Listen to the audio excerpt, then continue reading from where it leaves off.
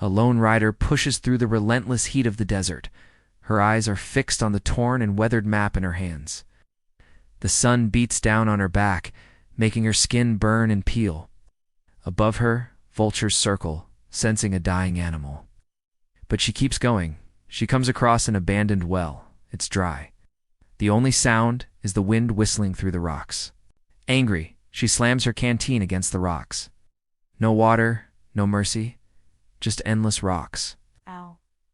Then in the distance, like an oasis in the sea of sand, she sees it. A ranch, weathered but intact, with a roof to shield from the sun. She hesitates, thinking about the dangers of a lone traveler staying in a deserted ranch, but the heat drives her forward. The ranch door creaks open like an old man's bones. Inside, dust motes dance in the pale light filtering through cracks in the boarded windows. Cobwebs hang from every corner, and the air is heavy with the smell of decay and ghosts. On the wall, a rifle leans against a picture frame. In the photo, a family smiles back at her, frozen in time before whatever tragedy had befallen this place. She steps inside, letting the door slam shut behind her. Then she hears it. Footsteps. Heavy, measured steps coming closer. She turns around just as a tall, weather-beaten cowboy emerges from the shadows. His hat is low over his eyes, his face obscured. In his hand, he holds a revolver. He stares at her for a long moment, his eyes boring into hers. Then slowly, very slowly, he lowers the gun.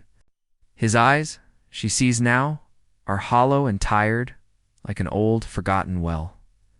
She walks over to the table and sets her map down. He glances at it. The markings show gold territory. His gaze returns to her, searching.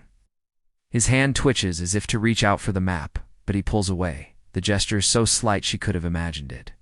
A flashback montage. His wife hangs laundry on the line.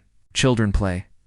Cattle low in the distance. Close-up of his hand, calloused and strong, reaches out to stroke his wife's cheek. Then a shot rings out. A blur of movement. His family falls. Screams echo. A close-up of his face contorted in rage and grief. The cattle are stolen. Loneliness stretches into long nights by the fire. Memories become ghosts. Night has fallen. Outside, the two sit by the fire. He sharpens his knife with a worn steel, his eyes never leaving the blade. She stares into the flames, her face half in shadow. The silence between them is not awkward, but deep, full and comfortable like an old saddle. Then in the distance, she hears it. Hoofbeats. At first slow and regular, then faster, more erratic. They are coming closer. He looks up. His face hardens. Bandits. The firelight dances in his eyes, a predatory gleam. He loads his rifle, moving with a practiced ease. She watches him, a slow smile spreading on her face. She reaches into her boot and pulls out a small dagger, its tip gleaming in the firelight. More sounds, voices now, and then they come into view, riding hard, yelling, brandishing weapons.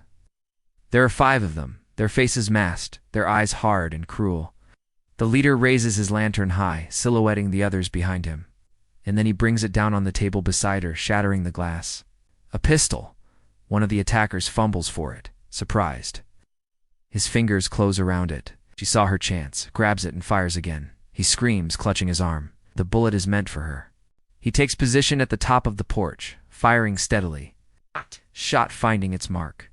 Sparks fly into the night. The remaining bandits break off, galloping away into the darkness.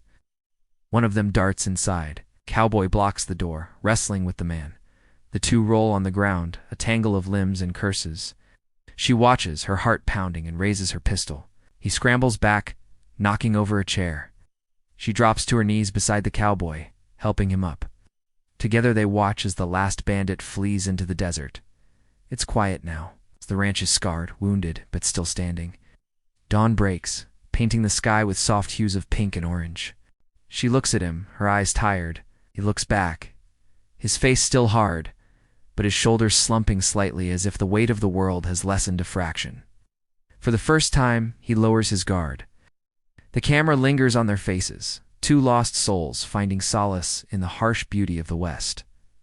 No words are spoken, but the silence between them is no longer empty. It's filled with the promise of a new day, a shared burden, and the faint glimmer of hope.